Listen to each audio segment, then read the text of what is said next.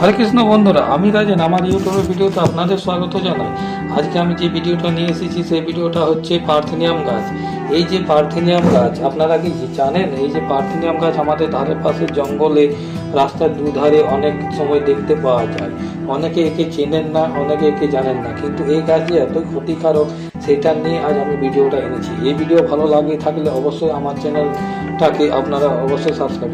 আপনি কি জানেন আমাদের বাড়ির আশেপাশে রাস্তার দুধারে বা খালি জমিতে জন্মানো একটা আগাছা মানুষের শরীরে মারাত্মক ক্ষতি করতে পারে? এমনই এই গাছের কারণে শ্বাসকষ্ট, চর্মরোগ এবং চোখের সমস্যা এবং কৃষি কাজের ক্ষতিও পর্যন্ত হতে পারে। আজ আমরা জানাবো পার্থেনিয়াম গাছের অজানা ইতিহাস।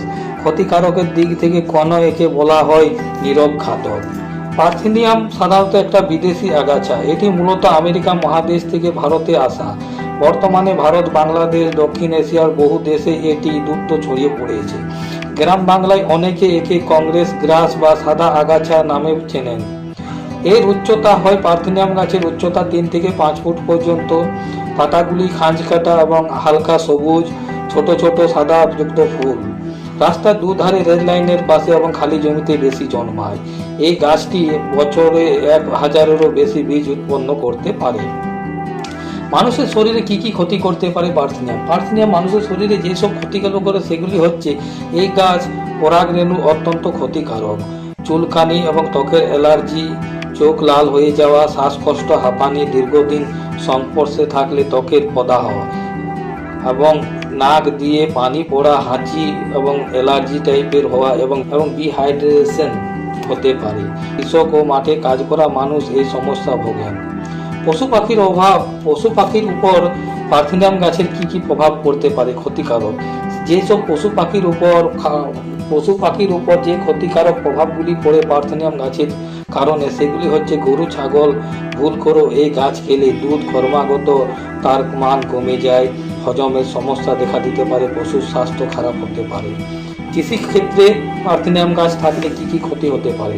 পার্থেনিয়াম গাছ খুব দ্রুত ছড়িয়ে পড়ে অন্য গাছের বৃদ্ধি এবং বাধাগ্রস্ত করতে পারে। জমির উর্বরতা কমায়, ফসলের উৎপাদন হ্রাস করে, স্থানীয় উদ্ভিদকে ধ্বংস করে। এই কারণে কৃষি বৈজ্ঞানিকরা এটিকে বিশ্বের অন্যতম ক্ষতিকারক আগাছা হিসাবে বিবেচনা করেছে।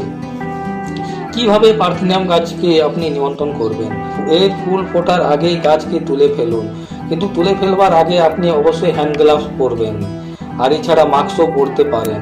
গ্লাভস ও মাস্ক ব্যবহার করতেই হবে, এটা অনিবার্য। আগাছা নাশক ব্যবহার করা যেতে পারে স্থানীয় কৃষক দপ্তরের পরামর্শ অনুযায়ী।